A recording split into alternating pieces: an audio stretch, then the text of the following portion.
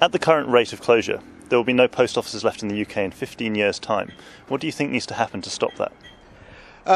Well, the Federation has a national policy that, and we will be lobbying hard for this next year, that we see ourselves becoming a bank in our own right. If we were a bank in our own right, we would replace banking in the rural and rural centres and the towns of this country where banking has retreated. We're an obvious candidate to be a bank. And as I say, the government could take Post Office Limited out of its Royal Mail Group's network, merge us with a bank, maybe Northern Rock, maybe National Savings and Investment.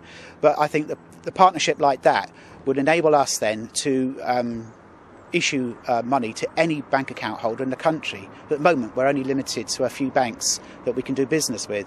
But being our own bank and members of the Link network, we could then be like a network of ATMs with a human face behind it. What alternatives are the Post Office providing for residents when this closes? Well, they've done their plan quite carefully. I have to say I've looked at the plan in some detail, and they have made sure that the journey to the next branch is within 3 miles in the rural areas and within a mile of the urban areas, and they've also made sure it's got good public transport links. So although it will be inconvenient to some people, actually accessing a branch isn't going to be that difficult. And what is the expected what's the expected impact on local businesses?